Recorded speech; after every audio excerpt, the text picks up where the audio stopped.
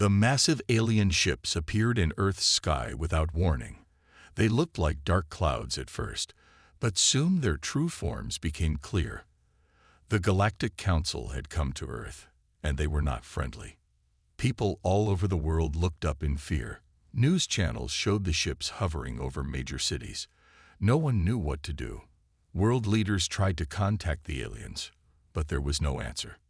Then, without warning, the attack began.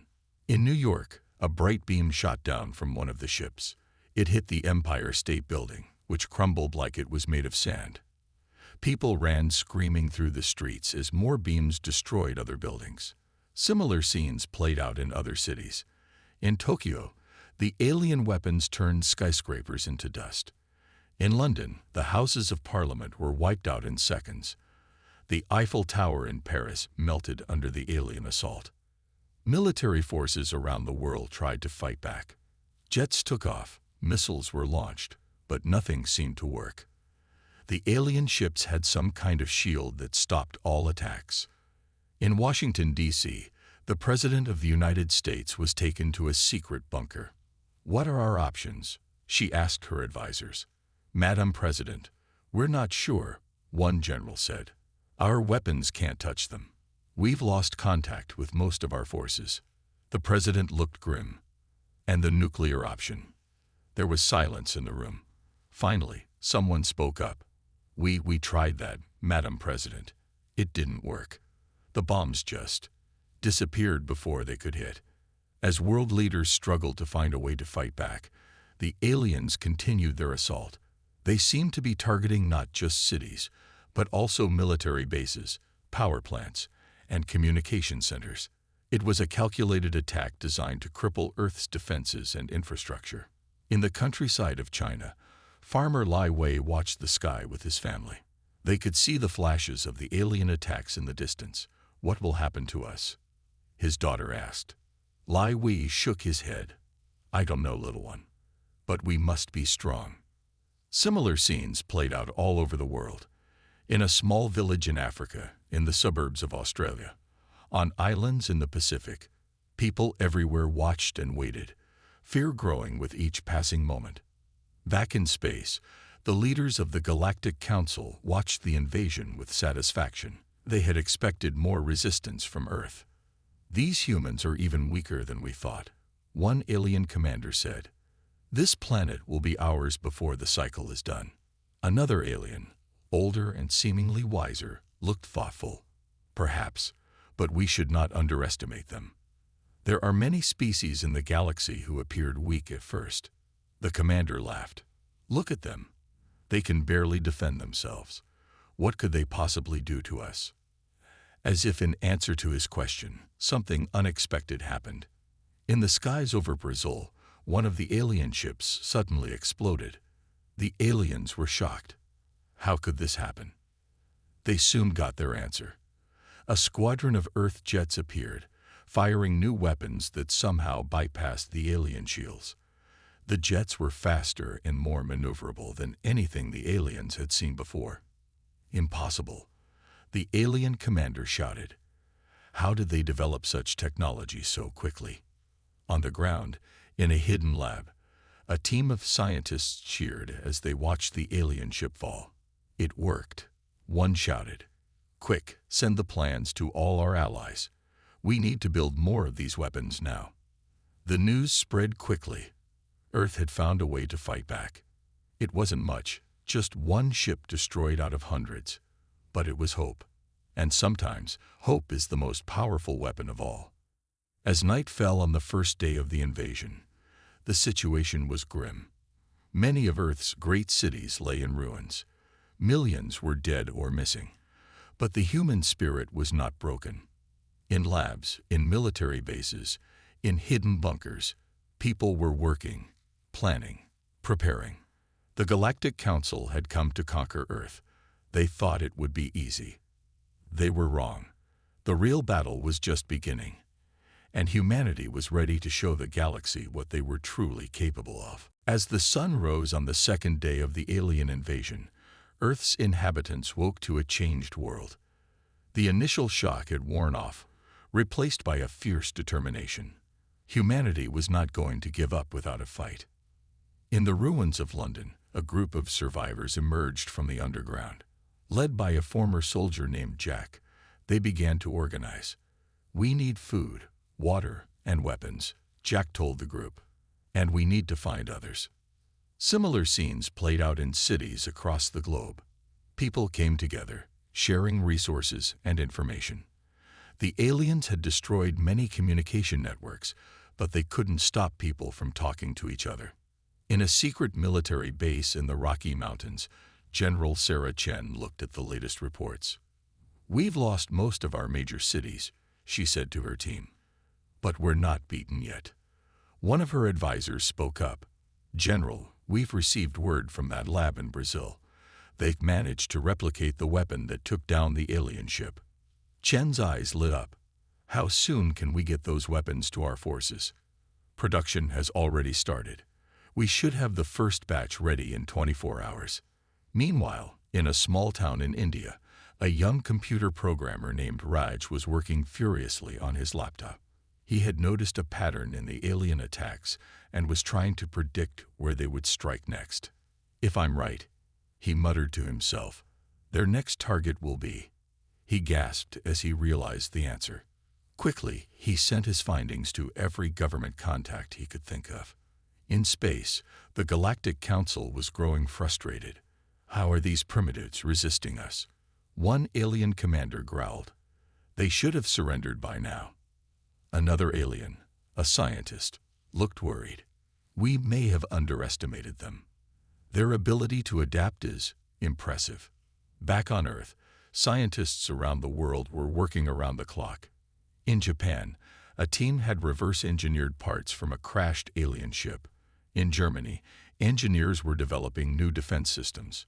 And in a hidden lab under the Sahara Desert, a group of international scientists were working on something that could change everything. Dr. Amina Farah, the lead scientist, looked at her team. "We're close," she said. "If this works, we'll be able to turn their own technology against them." As the day wore on, more alien ships arrived, but they were met with increasing resistance. The new weapons developed in Brazil were proving effective, and human pilots were learning to outmaneuver the alien crafts.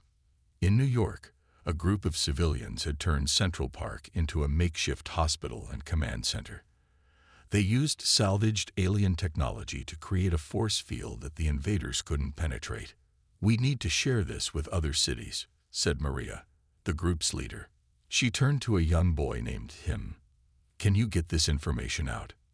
Tim nodded. He had set up a network of ham radios and was in contact with similar groups around the world.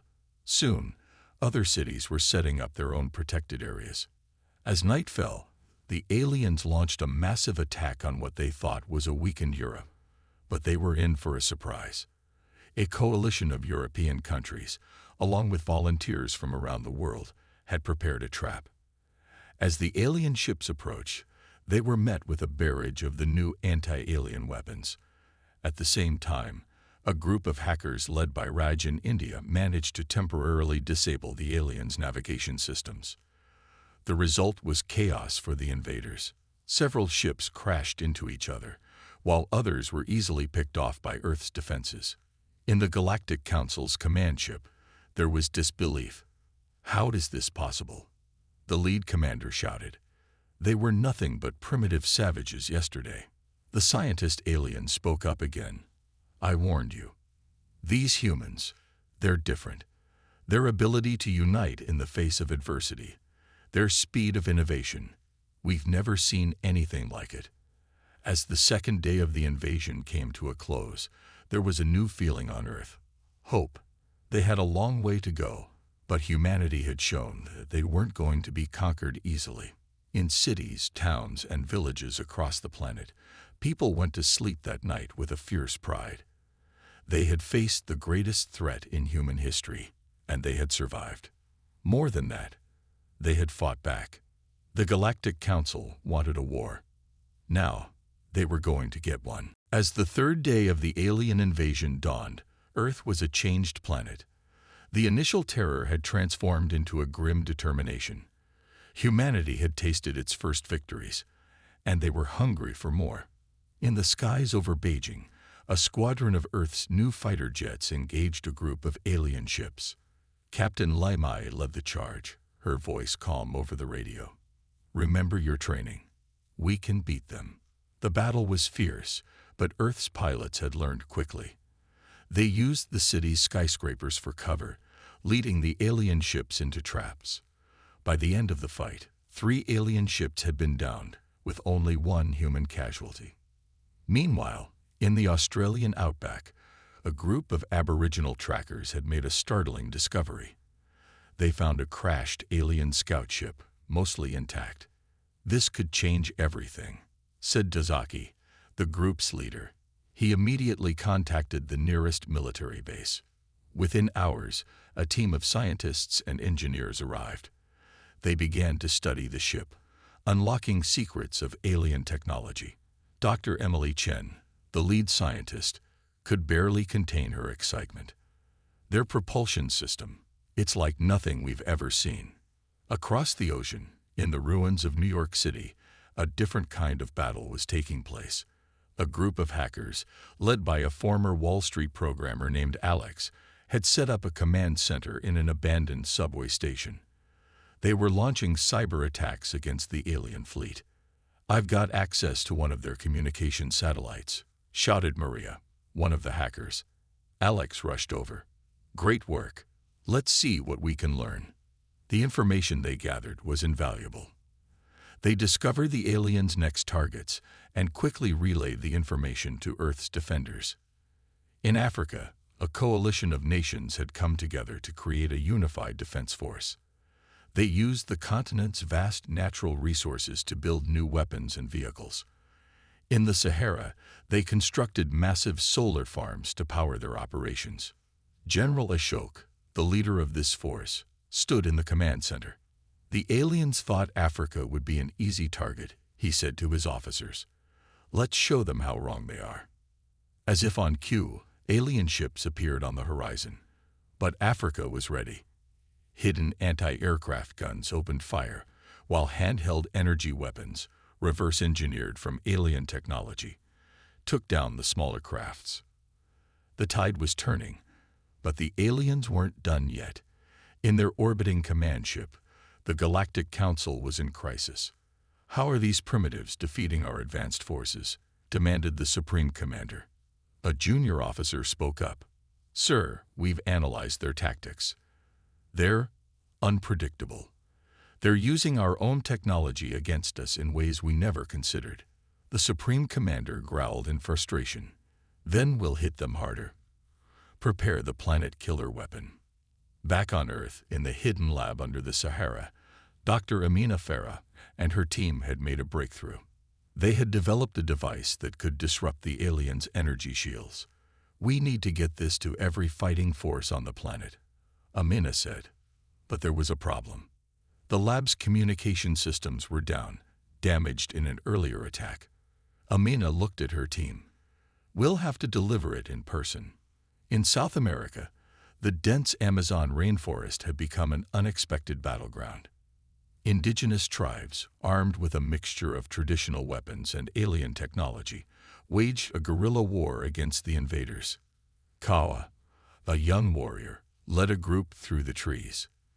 They moved silently, setting traps and ambushing alien patrols. "We've lived in harmony with this forest for thousands of years," Kawa told his companions. "Now it protects us when we need it most."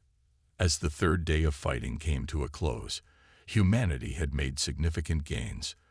They had downed more alien ships, protected key locations, and were rapidly advancing their technological capabilities. In the Galactic Council's ship, the Supreme Commander made a fateful decision. "Enough of this," he snarled. "Prepare to deploy the planet killer. We'll wipe this miserable rock clean and start over." Little did he know, Earth had one more surprise in store. As the massive planet killer weapon began to power up, a small, stealthy ship approached the alien fleet. Inside, a team of Earth's best pilots and scientists prepared for their most daring mission yet. The fate of the planet hung in the balance. The next few hours would determine whether Earth would fall or whether humanity would shock the galaxy with their most stunning victory yet. As the fourth day of the alien invasion began, Earth launched its boldest counterattack yet. The small, stealthy ship that had approached the alien fleet was Earth's first interstellar warship, hastily constructed using reverse-engineered alien technology. Captain Zena Patel stood on the bridge, her heart racing. "All systems go," she announced to her crew. "Remember, we're not just fighting for Earth. We're fighting for every world these bullies have conquered." The ship, named Humanity's Hope, slipped past the alien fleet's outer defenses. Their mission: to destroy the planet-killer weapon before it could be used against Earth. Meanwhile, back on the surface, Dr. Amina Farah and her team raced across the Sahara in modified dune buggies. They carried the shield-disrupting devices, determined to deliver them to Earth's defenders. "Sandstorm ahead," shouted Kokai, Amina's assistant. Amina gritted her teeth. "We push through. Earth is counting on us." In orbit, the alien Supreme Commander watched as the planet killer charged up. "Soon, this troublesome planet will be nothing but dust," he gloated. Suddenly, alarms blared. Unidentified ship approaching. An alien officer yelled. The Supreme Commander's eyes widened in shock. Impossible. How did they get a ship up here? On Humanity's Hope, Captain Patel gave the order. "Fire everything we've got." The Earth ship unleashed a barrage of weapons, many of them innovations that the aliens had never seen before. The attack caught the alien fleet off guard, creating chaos in their ranks. Back on Earth, in the ruins of Paris, a group of scientists and artists had made an unexpected discovery. The aliens' energy weapons had reacted strangely with the paint on the Mona Lisa, creating a new compound with extraordinary properties. Dr. Jacques Lefebvre examined the substance under a microscope. Incroyable. This could be the key to neutralizing their weapons. Word of the discovery spread rapidly. All over the world, people began coating their defenses with the new compound, dubbed Mona Shield. In the skies above North America, a massive air battle was taking place. Earth fighters, now equipped with Mona Shield and the new alien-derived tech, engaged the invaders. Colonel Tioga Smith led the charge, her voice steady over the comms. "Remember your training. We are humanity's last line of defense." The battle was fierce, but Earth's forces were holding their own. The aliens, used to easy conquests, found themselves outmaneuvered at every turn. In the alien command ship, the Supreme Commander was in a panic. How are they doing this? They were primitives just days ago. His science officer spoke up. "Sir, I've analyzed their tactics. They're learning at an incredible rate, and they're using our technology in ways we never imagined." The Supreme Commander snarled. "Enough. Prepare to fire the planet killer." But at that moment, Humanity's Hope broke through the alien defenses. Captain Patel's voice rang out. "This is for Earth."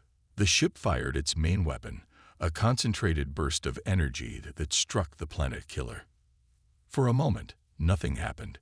Then, with a blinding flash, the planet killer exploded, taking out several alien ships with it. On Earth, cheers erupted as people watched the explosion light up the sky. In the Sahara, Dr. Amina Farah and her team had finally reached a military base. "We made it," she cried, handing over the shield disruptors. General Ashok took the devices. "You may have just saved us all," he said solemnly. The alien fleet, reeling from the destruction of their superweapon, began to retreat. But Earth wasn't done yet. In a coordinated strike, defense forces all over the planet activated their shield disruptors. Alien ships suddenly found themselves vulnerable, their defenses stripped away. The Supreme Commander watched in horror as his fleet was decimated. "Retreat," he ordered. "Full retreat." As the alien ships fled Earth's orbit, humanity realized what they had accomplished. They had not only defended their planet, but had struck a blow against a galactic power. Captain Patel's voice crackled over global communications. "People of Earth, this is humanity's hope. The alien fleet is in retreat. We've won this battle. Cheers erupted around the world. In every city, town, and village, people poured into the streets, celebrating their victory. But even as they celebrated, Earth's leaders knew this was just the beginning. They had revealed themselves to the galaxy, and there would be consequences. As the fourth day of the invasion came to a close, humanity looked to the stars with new eyes. They were no longer alone, no longer helpless. They were a force to be reckoned with, and the galaxy would never be the same. As the fifth day dawned, Earth was buzzing with activity. The alien retreat had left humanity victorious but wary. They knew the Galactic Council wouldn't take this defeat lightly. In a hastily assembled United Nations meeting, world leaders gathered to discuss their next move.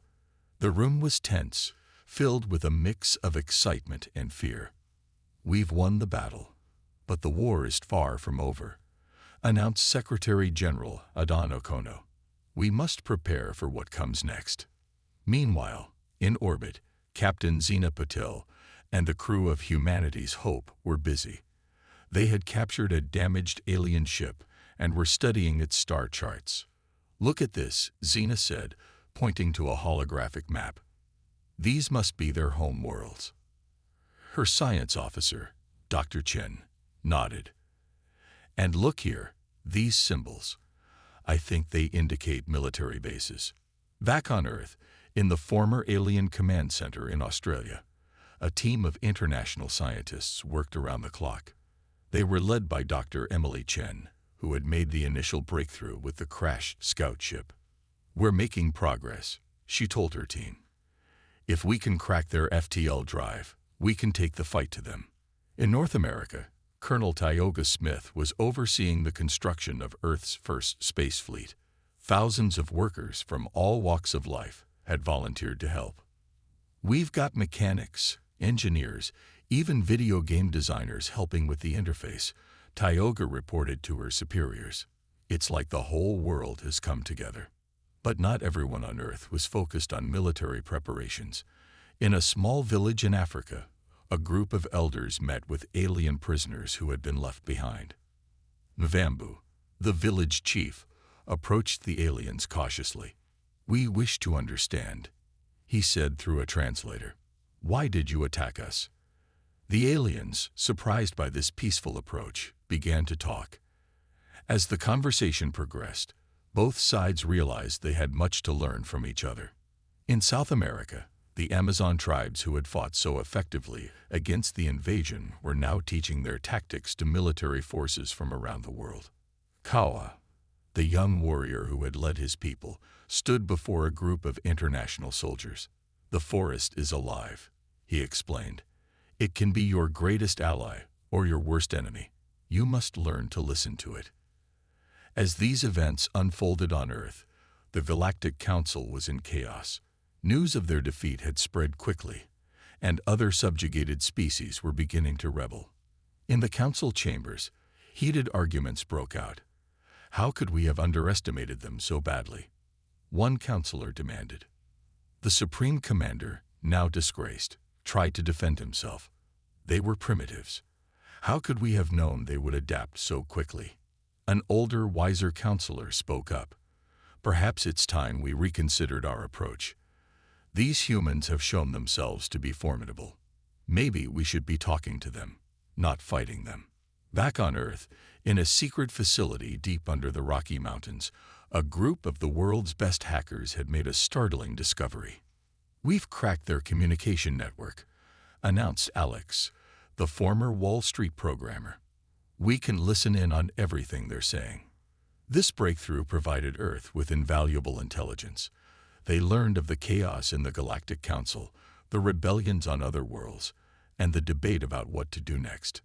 Armed with this knowledge, Earth's leaders made a bold decision. They would send a diplomatic mission to the Galactic Council. "It's risky," Secretary General Okono admitted in a global broadcast. "But we have a chance to end this conflict and take our place among the stars." The announcement was met with mixed reactions. Some cheered the prospect of peace, while others worried it was a trap. As the fifth day came to a close, preparations for the mission began. Humanity's hope was refitted for the journey, its weapons complemented by new diplomatic quarters. Captain Zena Patel stood on the bridge, looking out at the stars. "I never thought I'd be an ambassador," she mused. Her first officer, Tisharid, smiled. "Who better to represent Earth than the ones who led our first victory?" As night fell, people around the world looked up at the sky. The stars no longer seemed distant and unreachable. They were full of possibility, danger, and hope. Earth had survived its trial by fire. Now it was ready to take its first steps into a larger galaxy. The next few days would determine whether they would be met with war or peace, but one thing was certain: humanity would face it together. As the sixth day began, humanity's hope prepared for its historic journey to the Galactic Council. The ship, once a symbol of Earth's defiance, was now a beacon of potential peace. Captain Zena Patel stood before her crew, a mix of military personnel and newly appointed diplomats.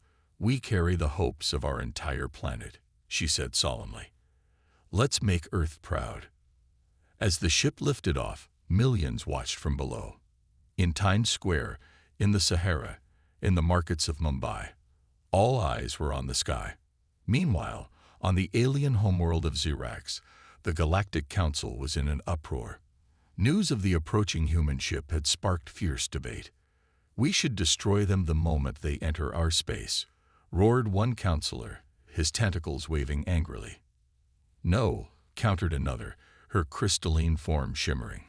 "This is our chance to understand these beings who defeated us." As the argument raged, a small group of alien scientists met in secret. Led by Xantar, who had long advocated for peaceful exploration, they discussed the humans' unexpected abilities. "Their rate of adaptation is unprecedented," Xantar said, gesturing to a holographic display of Earth's rapid technological progress. "We could learn much from them." Back on Humanity's Hope, Dr. Amina Farah worked tirelessly in the ship's lab. She had brought samples of the Mona shield and was trying to improve it for deep space use. "If negotiations fail," she muttered, "this might be our last line of defense." In the ship's diplomatic quarter, Ambassador Louis Chen practiced his opening speech. A former schoolteacher, he had been chosen for his ability to explain complex ideas simply. "Greetings, beings of the galaxy," he began, then shook his head. "No, too formal. Let's try again." As humanity's hope neared Xerax, tension on both sides reached a fever pitch. Earth's military remained on high alert, ready to jump to the defense of their ship if needed. On Xerax, protesters filled the streets. Some demanded the humans be turned away, while others called for open dialogue. In orbit around Xerax, the alien fleet was divided. Some ships formed a welcoming party, while others took up defensive positions. Aboard Humanity's Hope, Captain Patel received a transmission. "Attention, Earth vessel," a stern voice said. "You are cleared to approach. Any hostile action will be met with immediate destruction." Patel took a deep breath. "Understood," she replied. "We come in peace." As the ship entered Xerax's atmosphere, the crew gasped at the alien world below. Massive crystal spires reached into the sky, while strange, bioluminescent creatures soared between them. "It's beautiful," whispered Desert, the first officer. "And terrifying," added Xena. The ship landed in a massive hangar, surrounded by curious and wary aliens. As the doors opened, Ambassador Chen stepped out, flanked by Captain Patel and Dr. Farah. A hush fell over the crowd. Then, to everyone's surprise, a small alien child broke free from the crowd and ran towards the humans. Guards moved to intercept, but Xantar, who was part of the welcoming committee, held up a hand to stop them. Everyone watched, breath held, as the child approached Ambassador Chen. Chen knelt down, smiling gently. The child reached out a tentacle, which Chen shook carefully. Suddenly, the child giggled, a sound not unlike human laughter. The tension broke. Murmurs of amazement spread through the crowd. Xantar stepped forward. "Welcome to Xerax," he said, using a translator. I am Santar, lead scientist of the Galactic Council.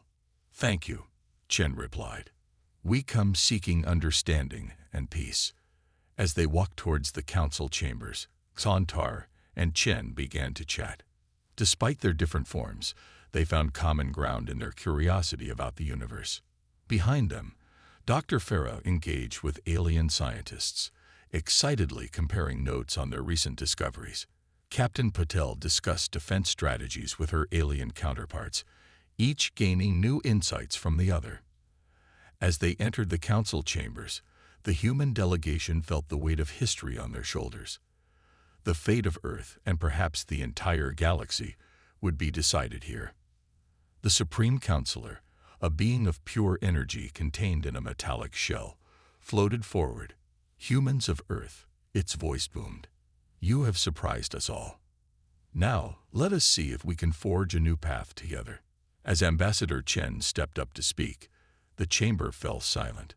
In homes across Earth, in ships across the galaxy, billions held their breath. The next few hours would change the course of galactic history forever.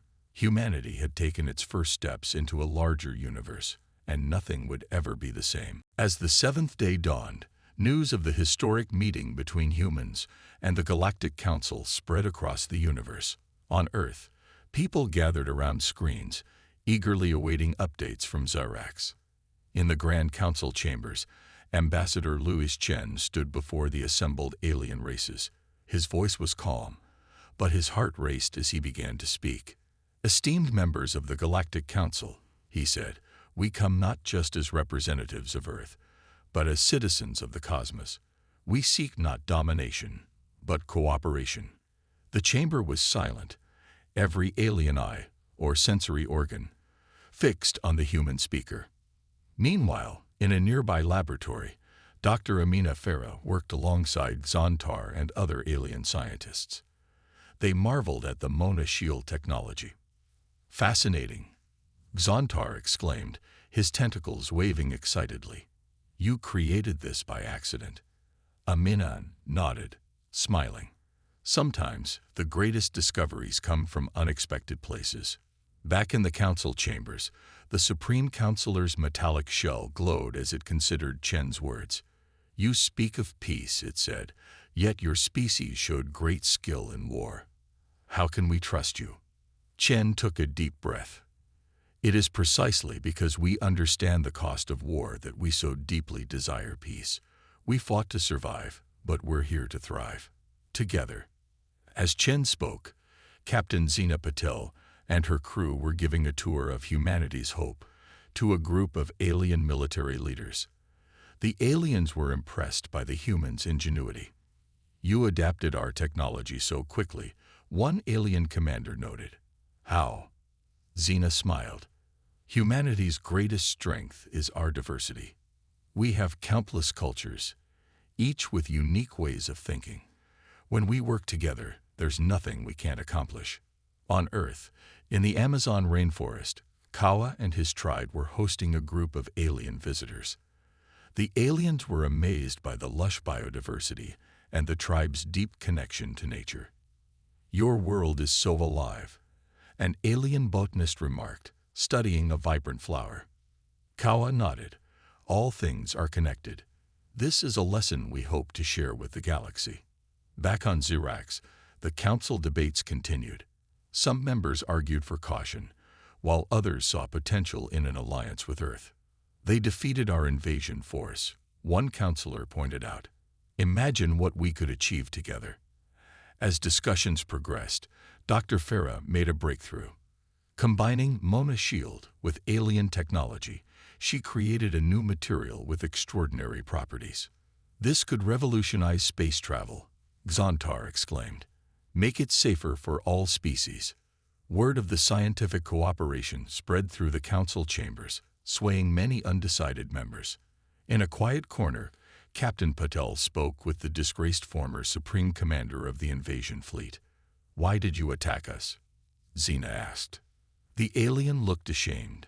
We thought you were primitive, easy to conquer. We were wrong, and I am sorry. Zina nodded. The past can't be changed, but the future is ours to shape. As the day wore on, more and more council members began to see the potential in embracing humanity. Earth's rapid adaptation, innovative thinking, and desire for peace were turning the tide. Finally, after hours of debate, the Supreme Councilor called for a vote. The chamber fell silent as each member cast their decision. On Earth, billions held their breath.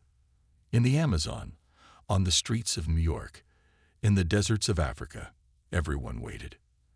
At last, the Supreme Councilor spoke. By majority decision, the Galactic Council welcomes Earth as a probationary member. We have much to learn from each other. Cheers erupted in the chamber and across Earth. Humans and aliens alike celebrated the dawn of a new era. Ambassador Chen, tears in his eyes, shook hands, and tentacles and energy fields, with council members. "This is just the beginning," he said. As the Earth delegation prepared to return home, they knew they were leaving as part of something greater. Humanity had not just survived an alien invasion. They had turned it into an opportunity for galactic cooperation. Captain Patel looked out at the alien world from the bridge of humanity's hope. "Set a course for home," she said, smiling. "We have quite a story to tell." As the ship lifted off, humans and aliens waved goodbye, knowing it was really just hello. The galaxy had changed forever, and a new adventure was just beginning. On Earth, as the sun set on the seventh day, people looked up at the stars with new wonder. The universe was vast, filled with challenges and opportunities. But now, they faced it not alone, but as part of a galactic community. The future was bright, and humanity was ready to help shape it.